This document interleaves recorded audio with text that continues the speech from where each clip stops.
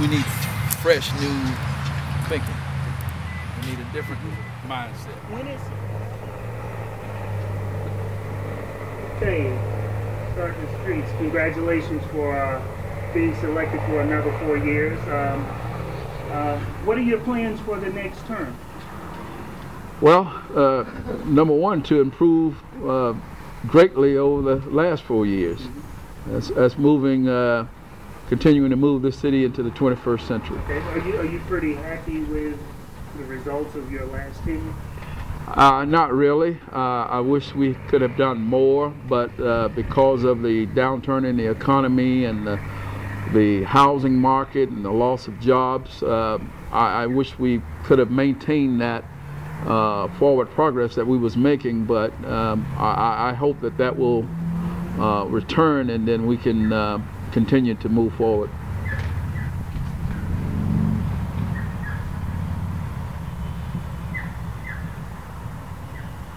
So what are your opinions, in your opinion, what are the priorities in your ward? And do you think they kind of mesh with the citizens here? Are you guys on the same page? My priority, along with the citizens, and I'm sure we share the same sentiments, is public safety, number one, having a safe environment to work and play and worship. Number two is to create jobs, continue to create jobs and make sure that our youth continue to get the best education possible. Okay. Okay, on the term, I'll skip a little bit in terms of creating jobs. Nationally and locally, it's really high among minorities. Why do you think that's the case, and how do we do it to fix it? Well, again, it's because of the unexpectations, and I believe that we should have expected this. You know, I always believe that what goes up must come down. And during the booms prior to 2007, we didn't, well, we should have, but we didn't anticipate that this was going to fall. So when it did fall, this is the repercussion behind it of loss of jobs, breakup in families, the miseducation of our children. But it affects us all over America, not just in one particular community, but some communities are hit harder than others. When you talk about that employment, sure, I think it's 9.2 nationally.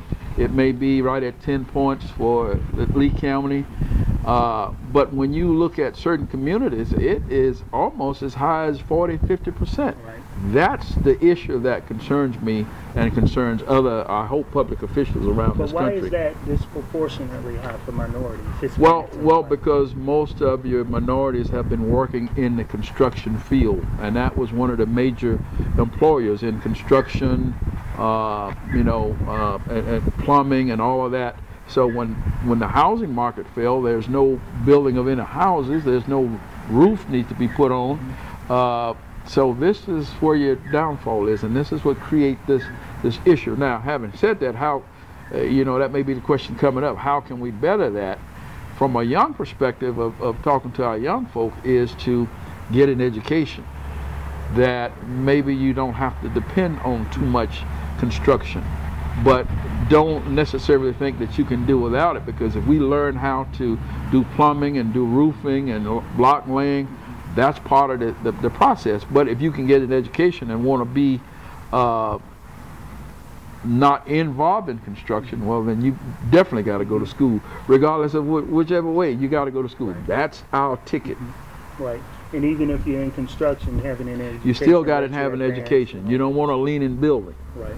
So we got to educate our children, and we have to do that at an early age and continue to educate, update what we already know. Okay. Also, I didn't want to spend too much time on this, but I've been watching the news, and Fox 4, the news press, have reported that one of your former opponents withdrew and out of the campaign, so you won the election unopposed. Can you explain a little bit about what happened in that situation without going too deep in it? Well, I can only say that a complaint was filed against one of opponent who was opposing me in this election, and he withdrew.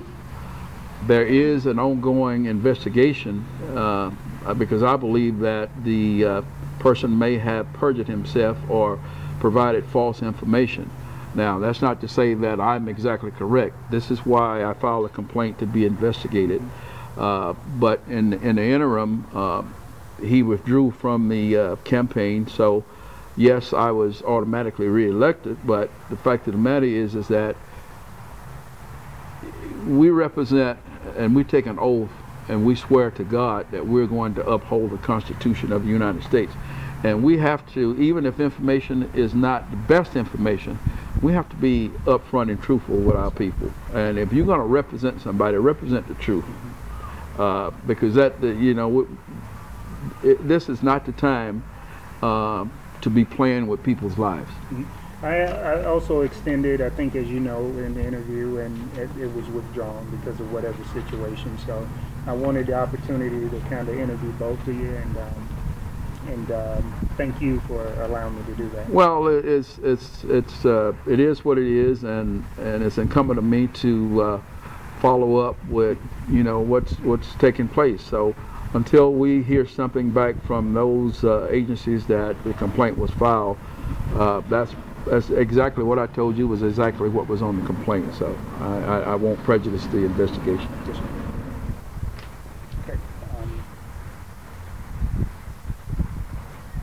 Okay, I guess the last few months, I've been hearing this term, the urban garden. I read about it, and then Eddie Felton mentioned it. I know Yvonne Hill has been doing something with it. And in conversation, I heard that you support this type of initiative. Can you explain to the CTV viewers what is an urban garden and what's the benefit to our community? Well, urban garden is really not new. Coming up as a child, and we always had something planted in the backyard. We grew our own peas and beans and greens and stuff like that. What we're planning to do with the support of the new urban gardens at the Enterprise Center is to provide healthy choices, healthy foods to the community. And so I think that's the key thing. And one of the things that when you grow your own food, you know what you're growing. What we have now is a lot of our vegetables and so forth that are imported from other countries. This sometimes we've seen in the past where our spinach and other things have been tainted because of chemicals. But when you grow your own and know what you're doing in your own community and provide what we might call some employment and economic development, because it produces jobs. Not only that, we can provide local vegetables to our local restaurants and so forth. So it's an entrepreneurship that I think is going to go very well. I certainly support it, because now you get an opportunity to know what you're growing. Most important of all, I always focus back on the youth, is that they need to know where their food is coming from. Last time I asked a young person at one of the schools that I visit quite often is where those tomatoes grow, and the answer was Publix. So we need to have our youth visit these type of environments and eco farms to know that this is your source of food. One thing I do know, if there is no farm, there is no food. And with the prices of certain things now, we certainly need to support urban gardens. Yes, sir. You mentioned youth, and that's one thing I'm going to take away from this.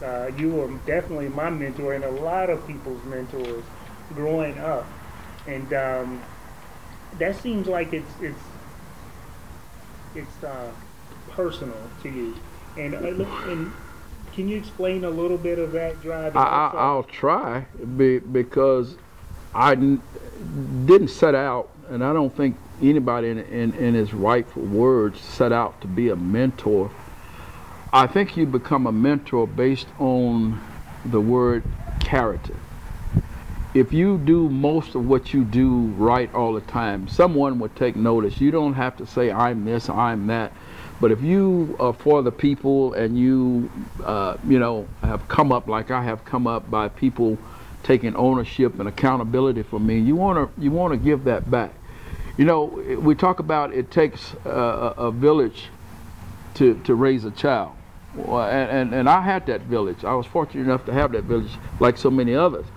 But our issue is today is that perhaps maybe in some areas we don't own the village no more. So we have to restore the village. We have to restore those village values that I came up under, that you came up under. So I have heard people say that, but I never knew that I was a mentor to them. I appreciate the accolades, but it's not who I am, but it's what I do, and I try to do things for people every day. I try to give back more than I keep, and that's the way I came up. So I won't leave a whole lot of wealth or anything, but I think it's the character that means more than anything. If you follow and have good character, that's just like money in the bank.